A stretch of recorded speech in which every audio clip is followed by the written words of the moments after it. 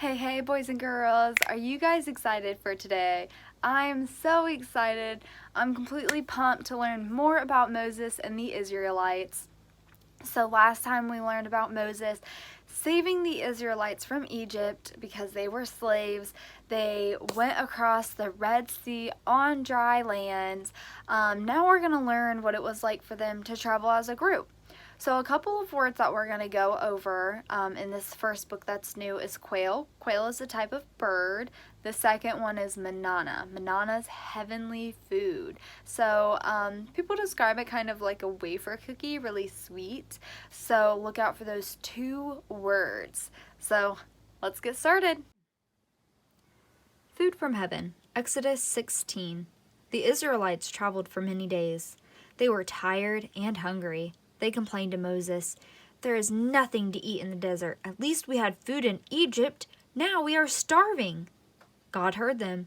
That evening, God sent birds called quail for the Israelites to eat. The next morning, God sent bread from heaven. It was called manana and tasted like honey.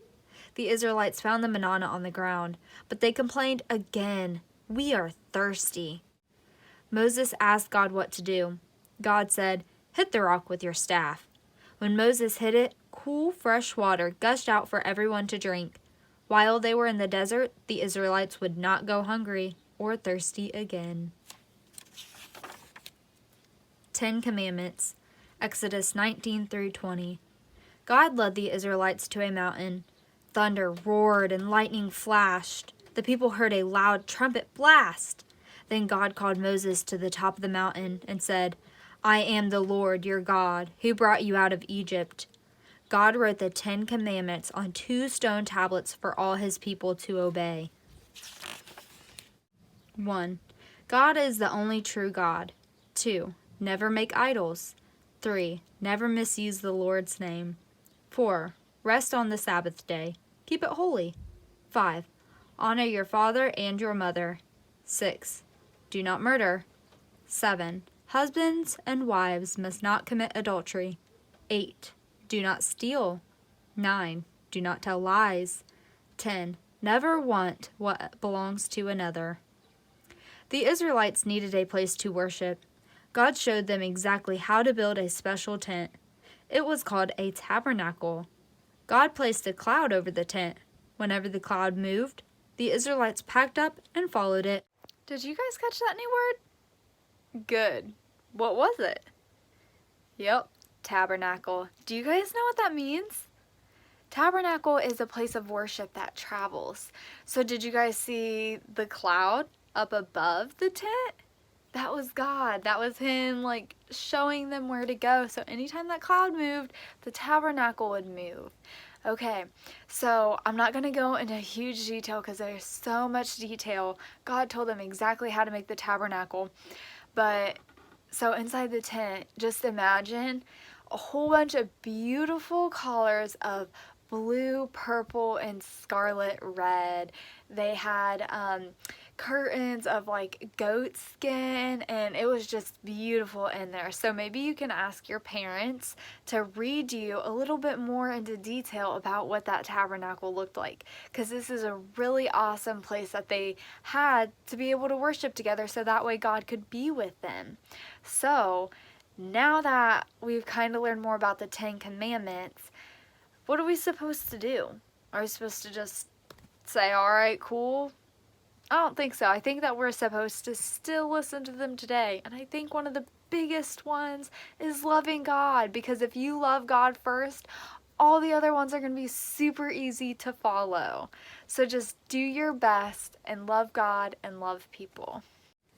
12 Spies, Numbers 13. Finally, the Israelites arrived near the promised land. God told Moses to send spies there. Moses picked 12 men. He told them, "Find out what the people are like. See if the land is good." The spies returned and said, "The land is beautiful. It is filled with plenty of food, but the people there are big and strong." Joshua and Caleb said, "Do not worry. God has promised us this land. He will give it to us." The rest of the Israelites did not agree with Joshua and Caleb. Then God said to Moses, "The people do not have faith in me. They cannot enter the land." So for the next 40 years, God's people wandered in the desert. Can you guys believe that they are there? They are at the promised land. They are ready to enter it. They send Joshua and Caleb in, and they come back and say, man, their people strong. But you know what? We are stronger because God is on our side. And the Israelites didn't believe them. They're like, nuh-uh, like, they're going to defeat us. But you know what? Just like what happened when they went through the Red Sea, God fought for them because they were still. And now they're complaining and grumbling because they don't believe that God is going to be faithful like he has been this whole entire time to show them. So God's feelings got hurt and was like, you know what? They don't believe in me. They can do it on their own then. So his cloud, that's his glory, disappeared. And that's what was showing them their way. So it disappeared and then they got lost. They had no idea where to go. And so next time we're going to have to figure out what's going to happen with these Israelites. They wandered in the desert. Are they going to be able to go to the promised land, or are they not going to be able to go to the promised land? And if you guys like Spies, we're going to learn more about Spies. So make sure you guys hit your subscribe button, turn on your notifications, and get ready for the next Bible reading. Remember, kids, God loves you and he has a special plan for you. See you next time.